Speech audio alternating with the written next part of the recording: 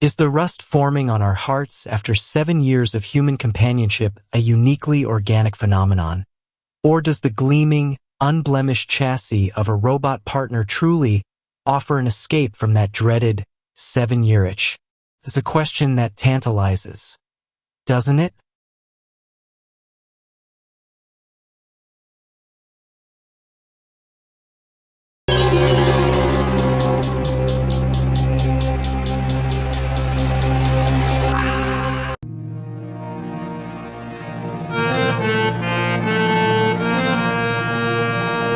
Before we proceed, let me tell you one thing. If you have not subscribed yet, please subscribe. It means a lot to me. And if you have already subscribed, tons of thanks for your support. A whimsical thought, perhaps, but one pregnant with implications for a future rapidly being shaped by silicon and servos. We've all heard the whispers, felt the subtle shift, or witnessed the gradual erosion of initial passion in human relationships around that infamous 7-year mark. Is it boredom? Familiarity breeding contempt? Or perhaps, as some evolutionary psychologists might posit, a biological imperative subtly nudging us toward new genetic pastures? But what happens when your partner doesn't possess a limbic system, a wandering eye, or even, dare I say, a discernible pulse? Consider the sheer predictability, the unwavering devotion, the utter lack of emotional baggage that a robotic companion theoretically offers. Could it be that the absence of human feelings, those messy, unpredictable, often inconvenient bundles of joy and sorrow, is precisely why the 7-year itch never scratches the polished chrome of a robot's exterior? After all, feelings in this context are often the very progenitors of discontent, aren't they? Envy, resentment, boredom, the subtle sting of unmet expectations. These are the hallmarks of human intimacy, the very grist for the mill of marital ennui. A robot, programmed for unwavering loyalty and customized to your every whim, doesn't throw a fit when you forget their digital birthday. Nor does it harbor a secret desire for a younger model with sleeker lines and a more robust processing unit. Is this not a desirable trait, a veritable oasis in the tumultuous desert of human relationships? But wait, is the absence of negative feelings inherently good? Is a relationship devoid of conflict, of the challenging nuances of human emotion, truly a richer experience? Or is it merely a well-oiled machine, performing its functions flawlessly, yet lacking the vital spark that makes human connection so profoundly, painfully, beautifully real? The very definition of good here becomes slippery, doesn't it?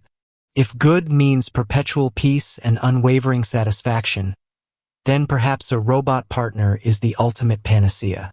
No nagging, no passive-aggressive silences, no sudden, inexplicable mood swings that leave you pondering the mysteries of the universe and the baffling complexities of the human psyche. A robot, for all its technological marvel, simply executes its programming. It won't wake you at 3 a.m. to discuss its existential dread, nor will it suddenly declare that it needs space. Is this utopia or merely a highly sophisticated, incredibly expensive, and perhaps ultimately hollow echo chamber? The technological leaps in humanoid robotics are nothing short of breathtaking. Are they not? We're moving beyond simple automation. We're witnessing the genesis of machines capable of astonishing feats of mimicry, of learning, of even, dare we utter the word, empathy. Take Boston Dynamics Atlas, for instance, pirouetting and performing parkour with an agility that puts most humans to shame. While not a romantic partner, Atlas showcases the incredible advancements in motor control and dynamic balancing. Then there are the more subtle, yet equally profound, advancements in AI, particularly in natural language processing and emotional recognition. Companies like Hanson Robotics are developing robots like Sophia, capable of engaging in surprisingly nuanced conversations and displaying a range of facial expressions that are, if not genuinely emotive, certainly convincing in their imitation. Researchers at places like MIT are delving into the very mechanics of social interaction, attempting to imbue robots with the ability to understand and respond to human social cues, not just through explicit programming but through complex algorithms that learn from observation. They are effectively trying to teach robots the unspoken language of human connection, the very language that often ties us in knots. Yet, even with these incredible strides, there's a fundamental difference, isn't there? A robot's understanding of emotion is algorithmic, a calculation based on vast datasets, not an internalized, lived experience. When a robot offers a comforting phrase, it's because it's been programmed to recognize certain vocal inflections or facial patterns and associate them with a predetermined response. It's not feeling your sadness, not truly. It's executing code. And here lies the crux of the matter, doesn't it? The 7-year itch in human relationships often stems from the evolution of individual desires, the shifting sands of personal growth, and the inherent friction that arises when two independent consciousnesses navigate the complex terrain of shared existence. A robot doesn't evolve in the same organic, unpredictable way. Its growth is largely dictated by software updates and the parameters of its learning algorithms. There's no unexpected midlife crisis for your robot partner, no sudden urge to quit its job and become a digital nomad. Consider the recent news out of Japan, where researchers are exploring the psychological effects of long-term human-robot interaction, particularly in elderly care. They're finding that while robots can indeed provide companionship and alleviate loneliness, the depth of the emotional bond remains fundamentally different from human-to-human relationships. It's a pragmatic solution, a helpful aid, but is it a replacement for the messiness, the joy, the pain, the very humanity of authentic connection? And what about the ethical considerations that inevitably arise? If a robot can be programmed to be perfectly submissive, perfectly agreeable, perfectly everything we think we want in a partner, are we not venturing into a realm of curated reality, where genuine emotional challenge is sacrificed at the altar of convenience? Is the goal of a relationship to never be inconvenienced, never to be challenged, never to grow through friction? So, back to our initial inquiry. Why no 7-year itch with a robot partner? Is it because it is mechanical and still has not got the feelings like humans? Unquestionably, that's a significant piece of the puzzle.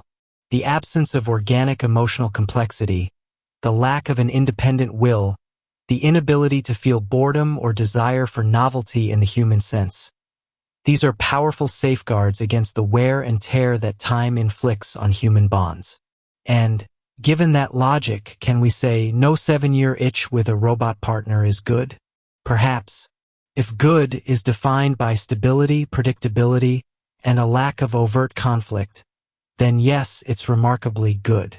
But if good encompasses the rich tapestry of shared experiences, the exhilarating highs and the soul-crushing lows, the unpredictable growth and the profound transformation that only truly authentic human connection can offer, then perhaps we're trading a vibrant, messy masterpiece for a meticulously crafted, perfectly polished, yet ultimately static, porcelain doll.